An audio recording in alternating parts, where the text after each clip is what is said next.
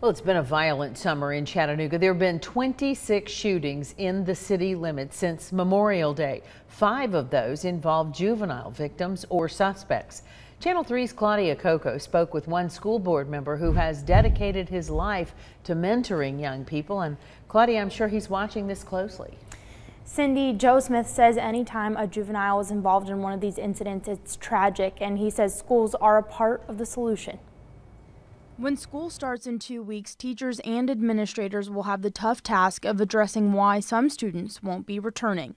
Confident that the educator will use that as a teachable moment and with other kids, so-and-so is missing and they won't be back, and here's why.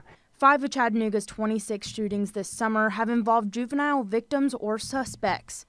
A 14-year-old boy was arrested for shooting 2 13-year-olds outside the Riverbend Festival on June 1st. A 9-year-old boy survived a shooting just 3 days later. A 15-year-old girl was the victim of a shooting on East 35th Street on June 26th. On July 6th, a 14 and 15-year-old were charged with a shooting that claimed the life of a 16-year-old and injured a 19-year-old. On July 19th, a 16-year-old was shot on 6th Avenue. School board member Joe Smith has been mentoring teens in Chattanooga for years. He says during the summer, teenagers have less structured time.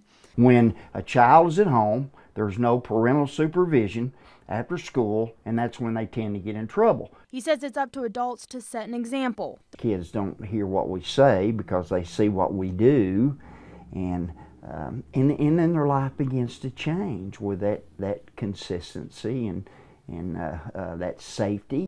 He says school provides consistency. And certainly that's what the school setting provides. It provides structure and accountability.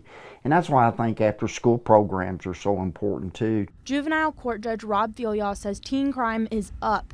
He is seeing more incidents involving teens and guns. Guns are available on the street. Just this year, maybe 2 months ago now, I had a young man actually testify, and he was asked questions about the gun, and he just clearly said, I can get a gun anytime I want to.